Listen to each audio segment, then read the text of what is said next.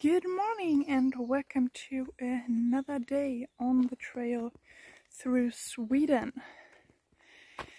It's the beginning of June and finally the summer is here, and for me it's way too warm. That's why I tried to do an early start today and I failed completely. So again, it's like 7 o'clock. I had hoped to be already on the way for 1 hour, but well, sometimes the morning is a bit different.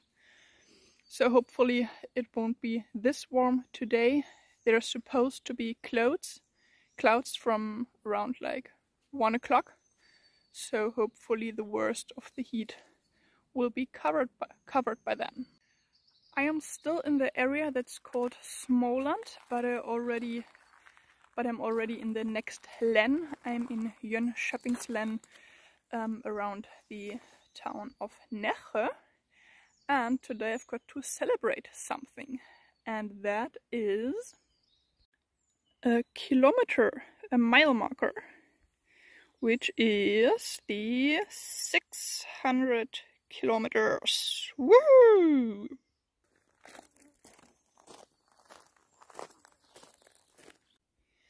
So the plan for today is to hike 24 kilometers and sleep at a camping area, and hopefully they have some chocolate because I'm craving it right now.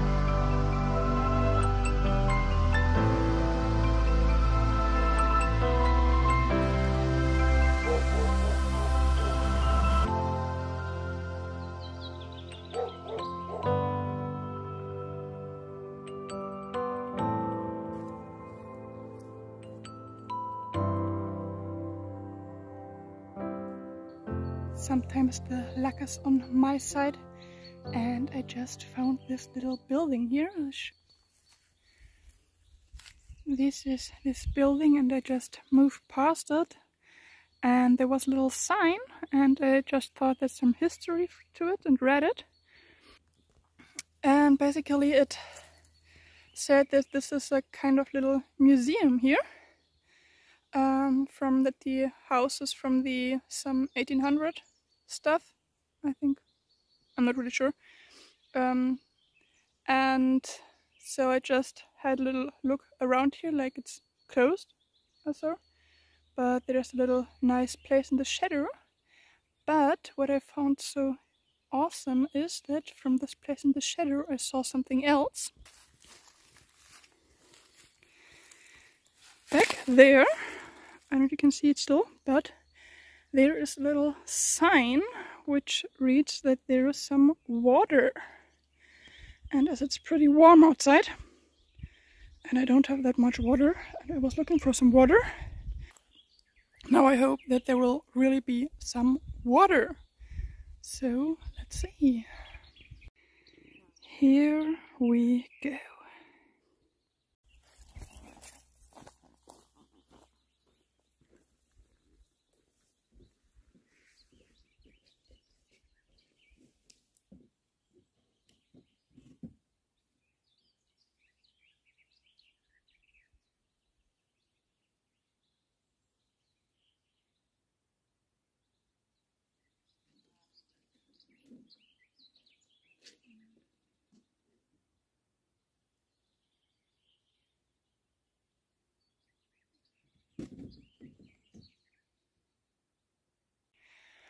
No luck for me, the water is way too deep and there's no bucket or anything that I can get it up with, so I have to wait and look for some other sources.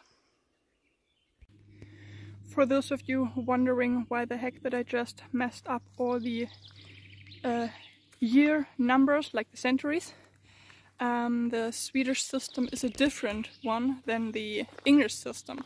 So when it's the 18th century in English, would be like everything that's got the spiderweb. Everything that's got 17 and something on it. So from 1709 to 1799. But in Sweden it's different. So when they say 1800-tal, so 1800, tal, and tal is more like the number, means like all the numbers of the years that have the 18 at the beginning. So it's basically the beginning of the 19th century is the same as the beginning of 1800-tal. And I always confuse these two and then have to think which language I'm talking in. And so it always takes a little time, and sometimes I might just mess things up because I just remember 18, but I don't know which 18 it was, if it was the 18th century or 1800-tal. And out of nowhere this little tower came, so I'm curious what it will look like from the top.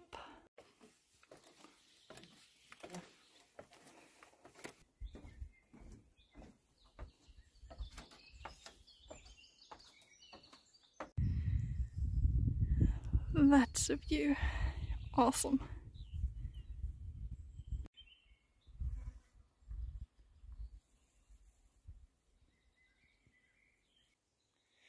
Today is the day of the unexpected toilets, so usually I maybe find one along the way, and now it's not even half time and it's already the second, but I definitely know I won't use that one, and I will just show you.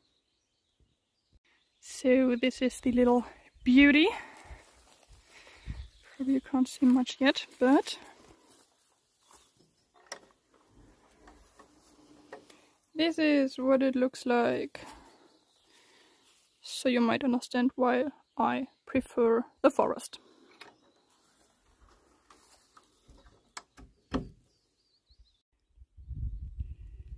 This here is an old grave field, which can be nearly up to 3,000 years old, or from different periods. The most special one here is the trident here up front. It's not one of the rösen you usually find, like this pile of stones, but it looks like from here, but I cannot get a good picture. It's basically a trident. So it's looks like a triangle where the sides are pulled in, and usually you don't find any like stuff in there buried, but they're mainly a memorial for a person. That's at least what the studies say nowadays. As you can see it a bit better, so I'm at one of the corners, and here you've got the one going that way. So basically they have different types here, which usually go from back to 1000 before Christ to 1000 after Christ, so up until Viking Age. And these sites have been used, like, as you can see, for several millennia, over and over again. So at some sites you find quite a lot of the in one short time, and on other sides you have this broad spread ages again. This one here is a circle out of big stones, so a little bit like the Skeppssättningar, but in a round way. And over here are also a bit special type, these three boulders and on top of them there's another one.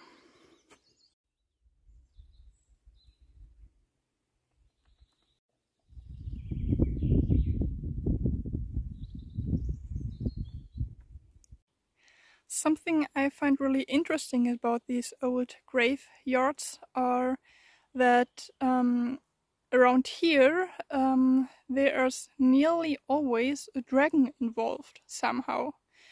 And it's basically that the people said that there's a some kind of shining around. I don't know if it's evening or special weather events, I don't know. But sometimes there seems to be something of a different light. And then they say that this is a dragon who's guarding something. And I've read this one about 3 different sites. So they're also in the name also often something with a dragon named.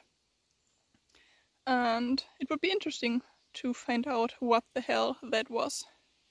So the legends sometimes say that then the people would say, yeah, well, someday they would dig around and have a look for the thing the dragon is guarding, if it might be some treasure or anything. But then they would never do it, so because they're afraid of the dragon. Whatever this light was, it definitely has to do something with this area here.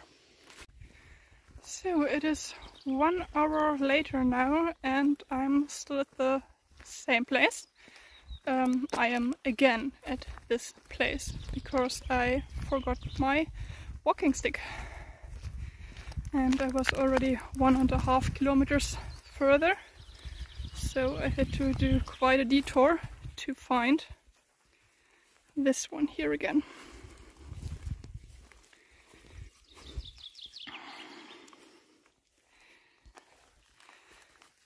So now I have to walk this 1.5 kilometers back, and I'm already way behind my preferred schedule.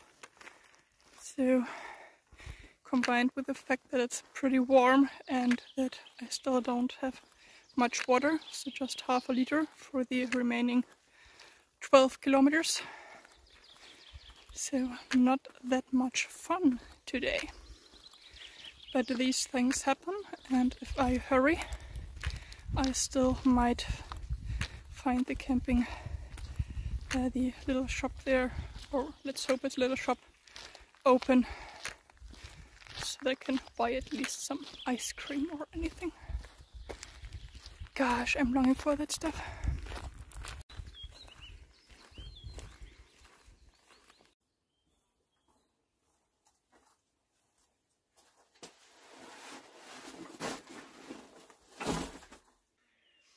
So I reached my point for my break.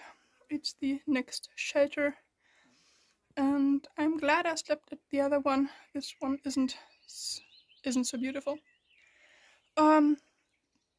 Yeah, originally I planned to have some big breakfast here, so I moved my porridge to lunch. But as I barely have any water left, there won't be any porridge. I would rather drink it. So I still have some apple left, and I will eat that one because of the heat. I'm not that hungry, so well, I will see. Hopefully I will find some water soon, that someone is at home, because all the doors I knocked on, they were all closed. Well, it's Monday, so they were at work, most of them, but hopefully I will find someone. And otherwise the clouds have finally come out, so it's a little bit easier to walk during the heat. Nonetheless, I don't think I will film the second half of my trip, because I have to walk pretty fast to make it before 4 o'clock to my evening sleeping spot. And yeah, so not so much time to hang around and walk forth and back to get the camera. I mean, I had to go 1.5 kilometers back for my walking stick. That was bad enough. So see you tonight again. Alright, I made it, and I already ate 2 ice creams and drank 1 liter of water, and now I'm finally something like a human being again. As you can see, I already pitched up my tent back there. Right now it's raining a tiny little bit and it's amazing, all this little bit of cold on your skin. That was really great, but as you can see I already have my pullover on, or whatever you call it. And yeah, now I'm ready to start the evening, sort my stuff, edit this video and have some nice warm dinner again and just relax after officially 27 kilometers in, wait a second, I started at 7 o'clock in the morning and arrived here at 5:45, 4:45. I don't know how many, you can calculate that one yourself. At least it was 3 kilometers too much, and just because of my walking stick, and definitely way too much for having just that little of water. But anyway, I survived, I'm here, and I'm happy again.